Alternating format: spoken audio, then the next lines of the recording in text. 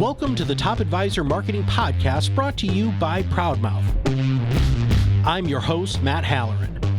Being your own loud is not new to marketing, but the mindset, strategies, and resources to help you get there are evolving faster than this industry is keeping up. It is time to find a new perspective on what works why and how to move your business forward.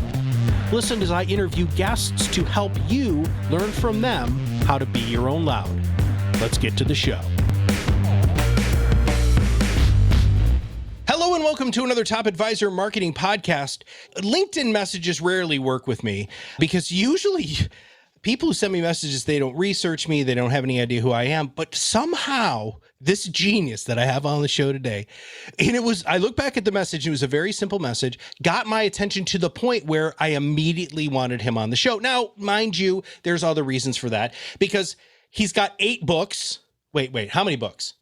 Just 4 today. 4 books. I'm sorry. I got some writing to do, Matt. But yeah, I'm going to put some pressure on you. You got 4 more books to write, brother. But I'm sorry, 8-time CEO award winner, #1 social seller with Microsoft. You've had an unbelievable sales career, but we're going to talk today about social selling because Carson, as we were just kind of warming up for the show, our audience still isn't convinced, dude. Why don't you start off by giving us a little bit of your background, and then I want to pick your brain.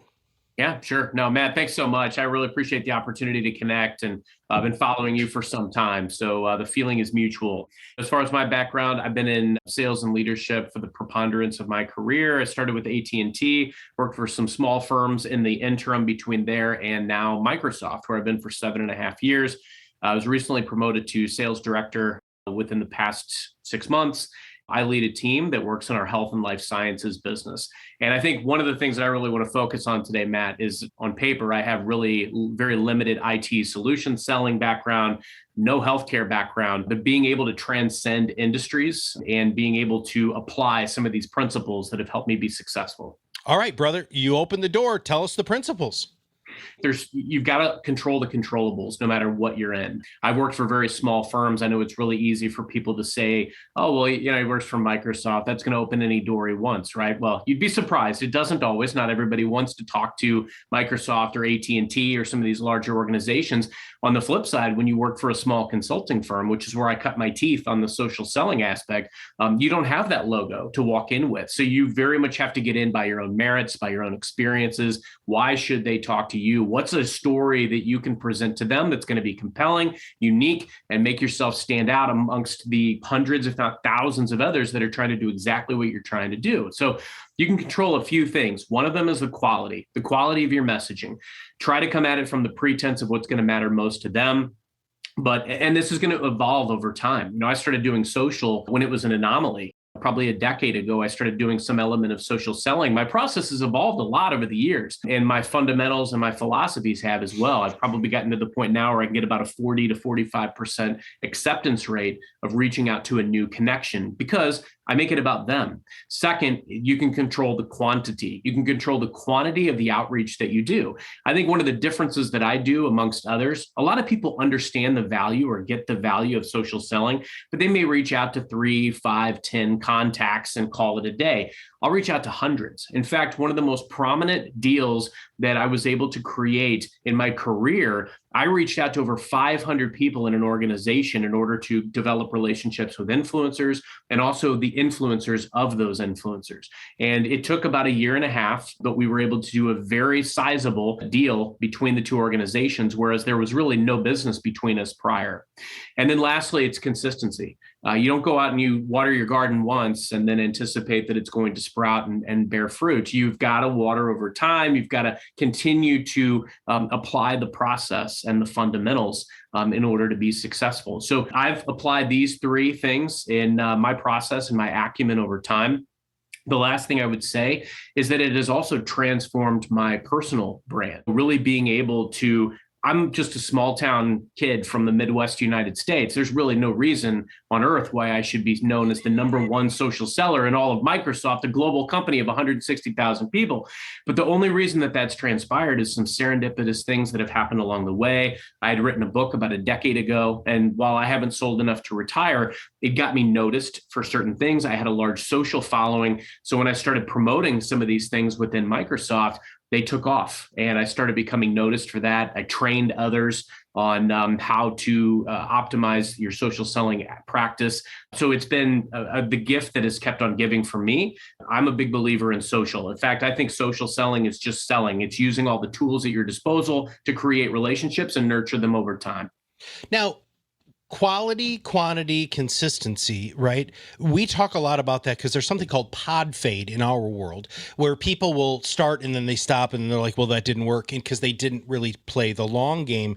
You're talking about playing a massive long game here, but I want to talk about quantity, and then I'm going to interchange here. What is the frequency that you teach that people who want to have a strong social selling presence, build relationships with their connections more deeply, what sort of frequency should they, or quantity do they need to post out there? That's a great question. And I think it also, though, goes back to the quality messaging, because I certainly don't want to profess that people need to be posting just for the sake of posting, like, oh, I got to get my post out for the day. Because if you don't have a quality message, no one's going to pay attention. So as long as you've got a quality message that you believe in, that is indicative of what you bring to bear, I would say, anything that you're doing, whether you're using tools like LinkedIn, Twitter, Facebook, Instagram, whatever it is, doing these things maybe multiple times a week, but really no more excessively than I would think 3 to 5 times a week, to really make sure that you're staying top of mind. When I started learning social years ago, my coach in social kind of told me, and I was working at a consulting firm at the time, just find ways to stay top of mind.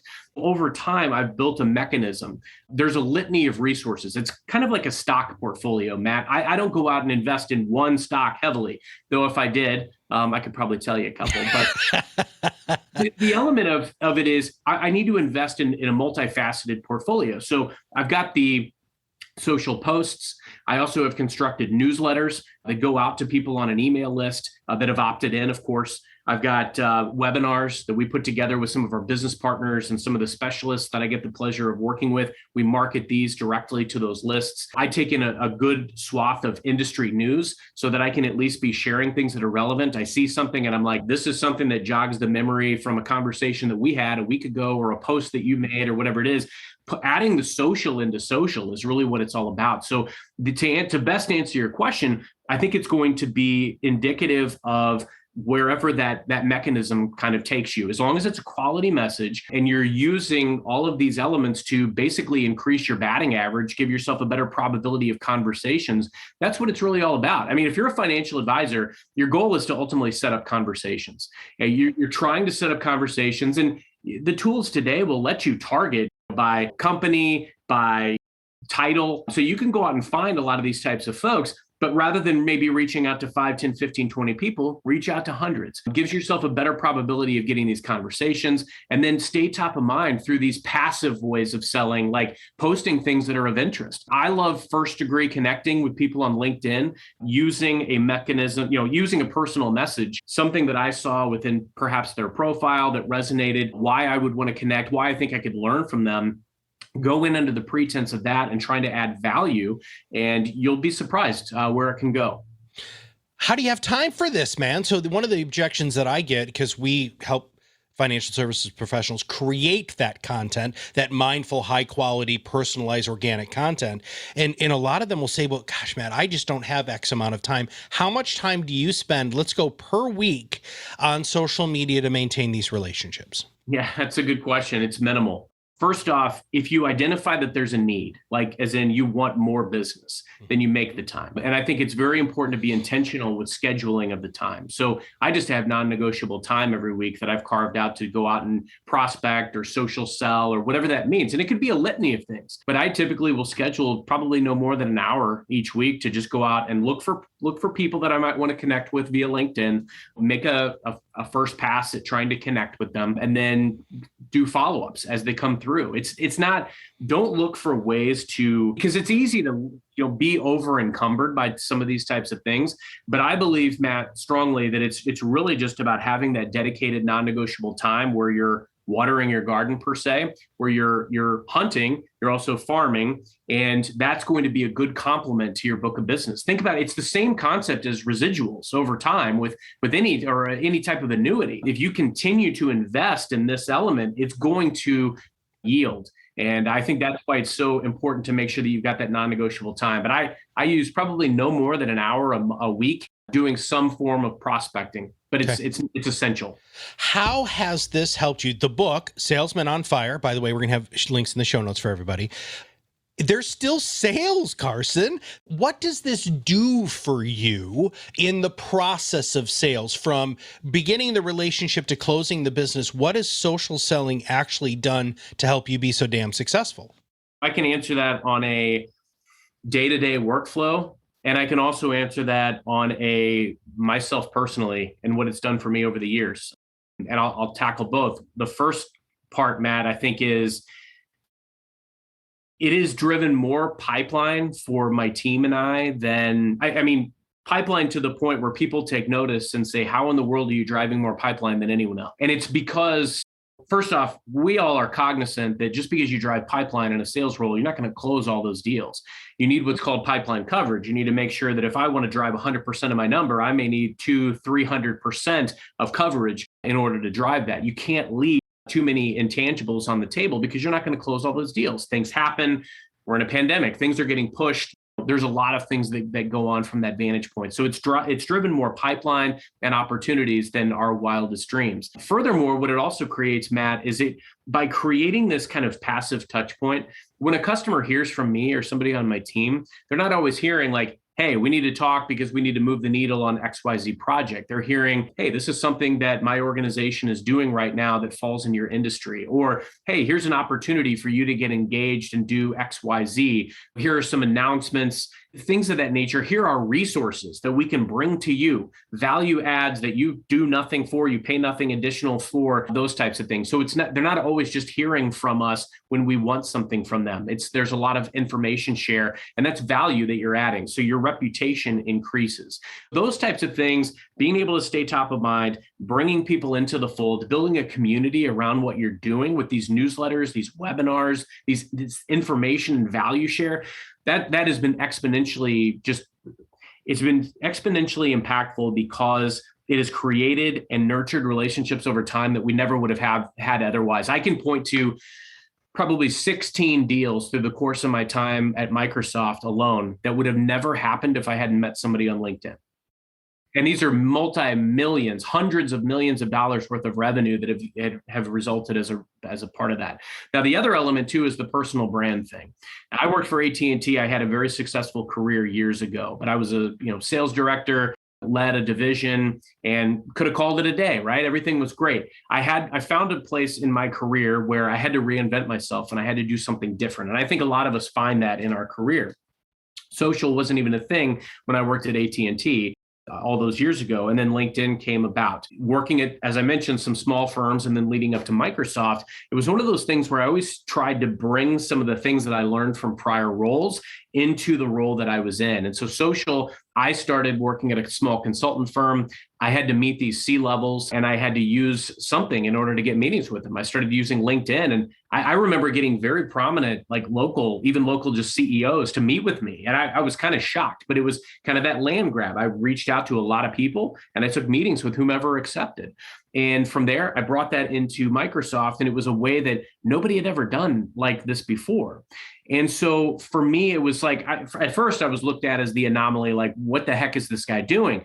But once I had results to back it up, it took on a life of its own. And I started training it, coaching it, being known for it. There was a platform that we had around social engagement a few years back that launched.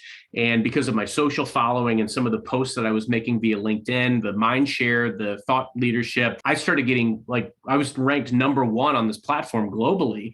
And so between the efforts, creating relationships with customers, training that element of how people can prospect better and build pipeline, and then the social engagement platform, I mean, I was known globally and had people reaching out to me all over the world asking me, how are you doing this and this and that, created relationships. And it has led to me being promoted multiple award-winning years. So it's helped me in ways that I could have never possibly imagined. But I wear that as I want to continue to give, and I want to continue to contribute to the sales ecosystem that's been so good to me. But I mean, from everything from my results to my personal brand, it's made all the difference in the world. So Carson, one of the things that a lot of our listeners hear from us is the importance of having a very specific niche or focus. And you've done something that all of them are terrified of, which is you switched, right? You went from a totally different industry to a totally different industry and had the same level of success. Well, actually, in your situation, even greater. How do you help people figure that out? And how do you help them transition to having more of a hyper-focused niche so that they can be more successful and sell to the right people? Man, I've been on a lot of podcasts, and that might be the best question I've ever been asked. It's what I would want to do is even simplify it to the point of what's your passion? What are you hyper focused? What are you super passionate about? What is your superpower? So if you think about what your passions are and what your unique superpower is, you want to find ways that you can be uniquely qualified to your customers and also to the organization that you work for. My best thought would be think about what you're passionate about. And for me, it was sales, it was people, it was relationships, it was working with teams, it was coaching, developing.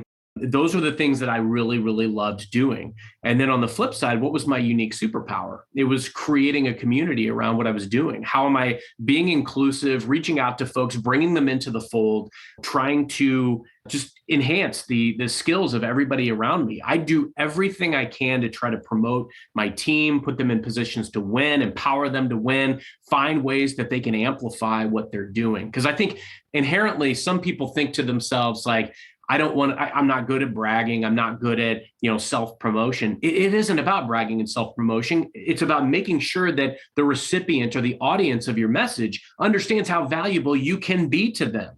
And that's it. And if I go out and I'm customer obsessed and I am the evangelist of customers within my organization, and I bring, there's money, there's funding, there's resources. It's my job to make sure I get as much of that as possible for the people that I support. And then on the flip side of that, my job to my organization is to be the guy that I pledged to be on interview day, but to use every single resource at my disposal to be successful. That's it. And I think if you think about those things, what you're passionate about and what your unique superpower is, you can go anywhere you want, period. I don't care what industry it is. I don't care what organization is. You can do anything. But let's talk rubber meets the road here. How much time do you think that you have to put in to get that level of traction when you're making that lateral move? There's an old saying, obviously, that's very wise. Hindsight is 20/20. And I think for me, I always believed that I was investing in something that would pan out. It panned out beyond my wildest dreams. So for me, it was, when I was at AT&T, I just wanted to be the best seller or the best sales manager that I could be. In the intervening years, it was, I wrote a book and I wanted to try to see where that could go, how influence, and I worked for some small organizations. I just wanted to have an impact and add value. And then when I worked at Microsoft, I was brought in because of a relationship that I had had previously. And it was a situation where they saw me as uniquely qualified because they knew how I would approach the job. It was a brand new role that had been created. So I think what really, to best answer your question, Matt, it's going to be different for each person and scenario because it looks different.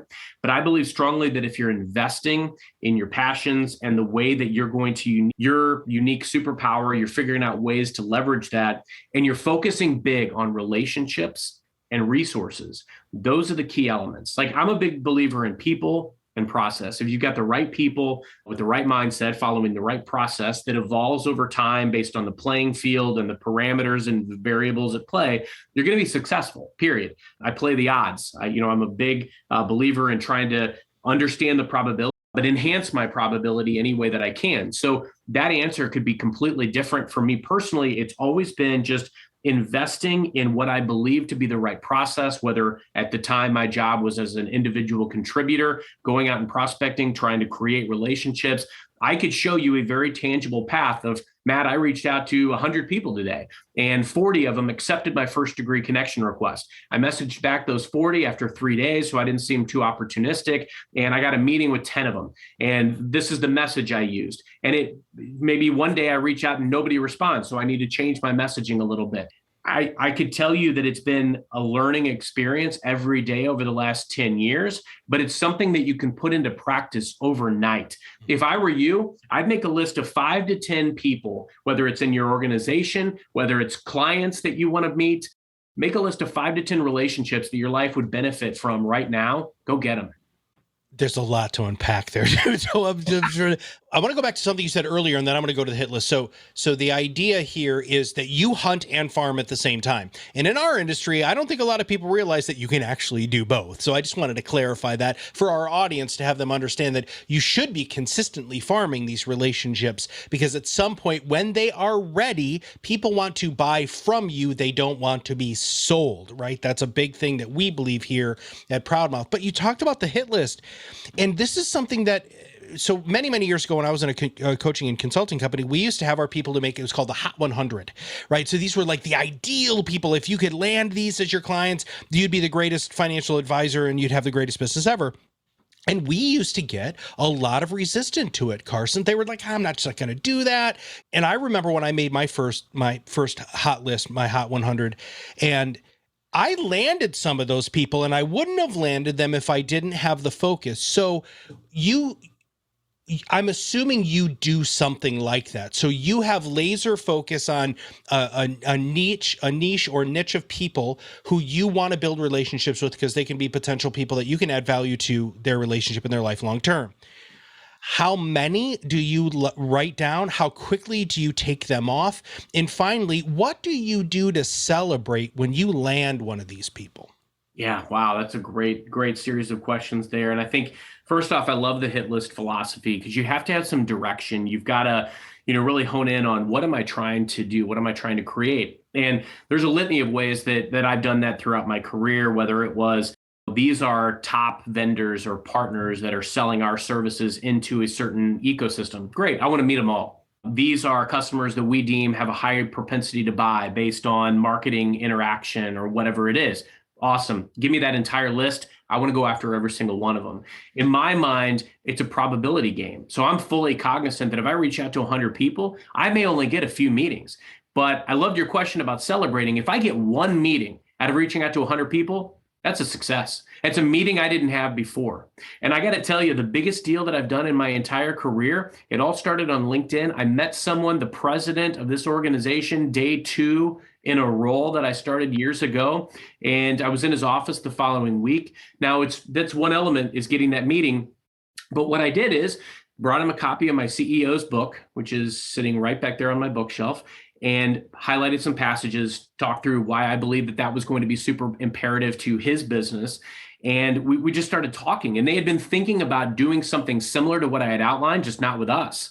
But the reason that it ultimately ended up being with us was because we were able to show value in multiple areas that mattered to them, and then bring a lot of other folks into bear. So look, I firmly believe that you get a meeting that you wouldn't have had otherwise, that's a win. And you've got to look at it as such. And then everything else is just learning. Like, wins come and go. Wins pass. They're gone. They're in the past. What's current is, what's the learning that I took from everything that happened before? Okay, so I went out and sent, 100 invites to somebody and nobody replied. Does that mean that my process is completely broken? No, it just means I need a small tweak to enhance my process and do something a little differently, a little bit better next time. I love your question, because the hit lists are great. And there's no such thing as too many prospects. Like, I'd find a way to go after all of them, try to create relationships and synergies, and then, to your point, farm, nurture that over time. In financial advisor, like, I've had a financial advisor for most of my adult life, and I'm so thankful for that. Like, we don't speak every week, even every month. Sometimes we speak maybe once a year. But when that happens, guess what? There is a newsletter that I get from this gentleman all the time. I open it every time because there's always so much value add in there. He stays top of mind in great ways, and he checks in, asks about my family, my kids, just things like that keep the relationship, where you become a trusted advisor instead of just somebody trying to sell something. That's what it's all about. Yeah. Now, I like to prepare somewhat for the show, but my favorite question to ask is, what should I have asked you? Oh, man. That's tough, because Matt, that would expose that you missed something, and I don't think you did. No, you know what? We kind of hit on this earlier a little bit, and it's like, okay, if somebody's hearing all of this for the first time, or if they maybe had a misnomer about social selling, or didn't think that it was something that would be advantageous for them, whatever it is, what should they do differently? Would be probably the only question, and next logical question that I would even think of. And my answer to that would really be, we hit on this a little bit earlier. Think about those relationships that you would benefit from that maybe you're not going after today. Start thinking about your business in a new way. What types of clients historically have engaged and why? Was there a commonality? And I'm sure you think about a lot of these types of things as a financial advisor, but thinking about people that went to your alma mater, played a similar sport, might have similar keywords about them on LinkedIn, might be in similar groups that you would like to join on LinkedIn. Finding these people with that commonality, because here's the thing, the best case scenario, right, is that they turn into a lifelong client. The worst case scenario, if you do it right, is they might turn into a contact or a friend, or they may refer you to something in the future.